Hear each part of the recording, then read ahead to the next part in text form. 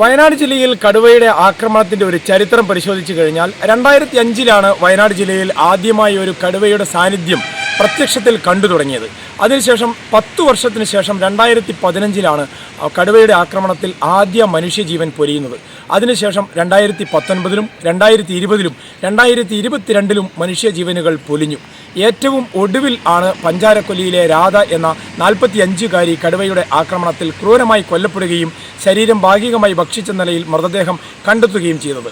ഏതായാലും കഴിഞ്ഞ വെള്ളിയാഴ്ച മുതൽ ഇന്ന് തിങ്കളാഴ്ച വരെയുള്ള സംഭവവികാസങ്ങൾ നമ്മളൊന്ന് അവലോകനം ചെയ്തു കഴിഞ്ഞാൽ, വെള്ളിയാഴ്ച രാവിലെ 8:30 രാധ ജോലിക്ക് പോകുന്നത്. ചന്ദ്രൻ എന്നയാളുടെ തോട്ടത്തിലായിരുന്നു കാപ്പി പറിക്കാൻ വേണ്ടി പോയത്.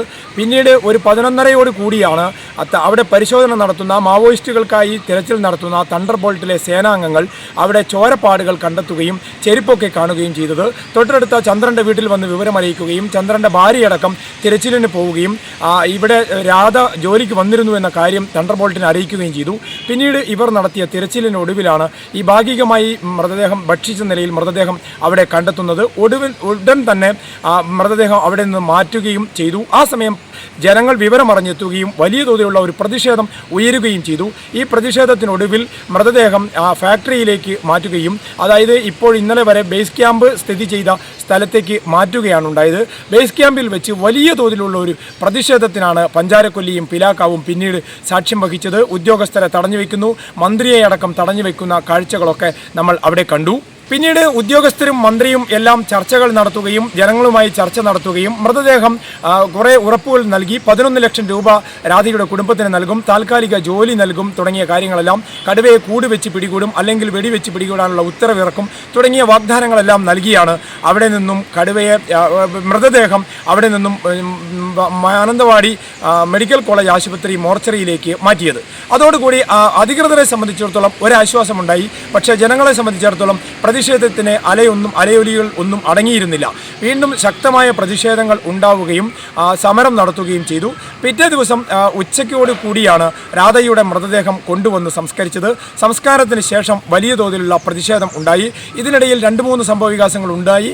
ഒന്ന്, കൂട് കൊണ്ടുവന്ന് അവിടെ കൂട് സ്ഥാപിക്കുകയും നിരീക്ഷണ ക്യാമറകൾ കൂടുതലായി കൊണ്ടുവന്ന് നിരീക്ഷണം ഏർപ്പെടുത്തുകയും ചെയ്തു. ഡ്രോൺ നിരീക്ഷണം ഉൾപ്പെടെയുള്ളവ നടത്തി. കൂടുതൽ RRT സംഘാംഗങ്ങൾ എത്തി. ഉദ്യോഗസ്ഥർ, ഇതിൽ പ്രാവീണ്യമുള്ള എക്സ്പെർട്ടായിട്ടുള്ള ഉദ്യോഗസ്ഥർ എല്ലാം എത്തി. അവർ കടുവയെ നിരീക്ഷിച്ചു.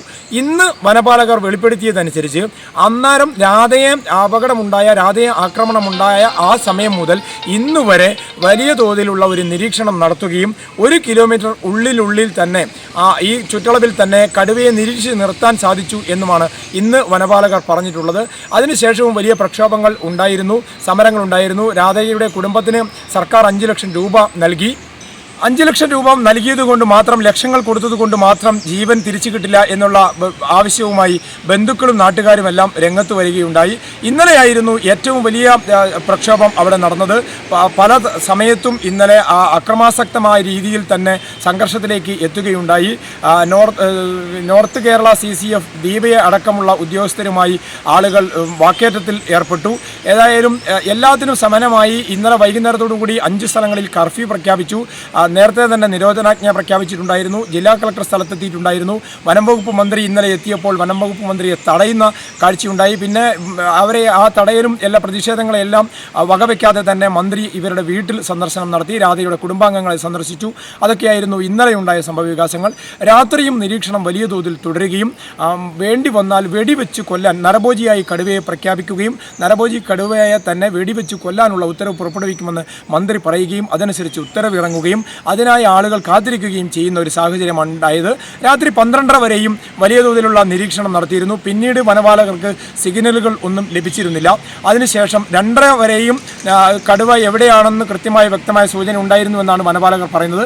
രാവിലെയാണ് ഏതായാലും കടുവ ചത്ത നിലയിൽ കണ്ടെത്തിയിട്ടുള്ളത്. മുറിപ്പാടുകൾ, നേരത്തെ ഷമീർ സൂചിപ്പിച്ചതുപോലെ തന്നെ മുറിപ്പാടുകൾ ഉണ്ട്.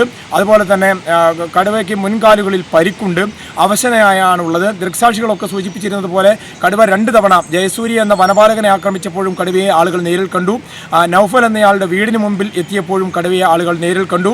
രാധ കൊല്ലപ്പെട്ടതിന് ശേഷം അവിടെ എത്തിയ 2-3 ആളുകളും കടുവയെ നേരിൽ കണ്ടു. ഇവരെല്ലാം പറഞ്ഞത് കടുവ അക്രമാസക്തനാണെങ്കിലും കടുവ അവശനാണ് എന്നുള്ളതാണ് പറഞ്ഞത്. ഇതിൽ നിന്നെല്ലാം മനസ്സിലാക്കുന്നത് വനത്തിനുള്ളിൽ ഏറ്റുമുട്ടൽ ഉണ്ടാവുകയും ആ ഏറ്റുമുട്ടലിന് ശേഷം ഇര തേടാനാകാതെ കടുവ പുറത്തു ചാടുകയുമാണ് ഉണ്ടായതെന്നാണ് ഇപ്പോൾ പ്രാഥമികമായി ലഭിക്കുന്ന വിവരങ്ങൾ ഉള്ളത്. ഏതായാലും ഈ കടുവയുടെ പോസ്റ്റ്മോർട്ടത്തിന് ശേഷമായിരിക്കും വ്യക്തമായ വിവരം, എങ്ങനെയാണ് കടുവ മരിച്ചത് എന്നുള്ള കാര്യം വ്യക്തമായ വിവരം കിട്ടുക. ഏതായാലും ഡിസംബർ മുതൽ ജനുവരി ഫെബ്രുവരി മാസങ്ങളിൽ കൂടുതൽ കടുവകൾ ഇങ്ങനെ വനത്തിന് പുറത്തു കടക്കുന്ന ഒരു സ്വഭാവം, വളർത്തുമൃഗങ്ങളെയും മനുഷ്യരെയും ആക്രമിക്കുന്ന ഒരു സ്വഭാവം ഇതിന് മുൻപും കാണിച്ചിട്ടുള്ളതുകൊണ്ട് ആളുകൾ ജാഗ്രത പാലിക്കണമെന്ന മുന്നറിയിപ്പാണ് നൽകിയിട്ടുള്ളത്. ഏതായാലും വനംവകുപ്പ് മന്ത്രി അടക്കം പറഞ്ഞതനുസരിച്ച് ഇപ്പോൾ പെരുന്തട്ടയിലായാലും പുൽപ്പള്ളിയിലായാലും കടുവാ സാന്നിധ്യമുള്ള എല്ലാ സ്ഥലങ്ങളിലും നിരീക്ഷണം ശക്തമാക്കുമെന്ന വനം മന്ത്രിയുടെ ഉറപ്പ്, വനപാലകരുടെ ഉറപ്പിൽ വിശ്വാസമർപ്പിച്ച് നിൽക്കുകയാണ് ജനങ്ങളെല്ലാം. വയനാട് വിഷൻ വാർത്തകളും വിശേഷങ്ങളും അറിയാൻ തത്സമയ ദൃശ്യങ്ങൾ കാണാൻ വയനാട് വിഷൻ ഫേസ്ബുക്ക് ഫോളോ ചെയ്യുക. Wayanad vision YouTube channel subscribe ചെയ്യുക.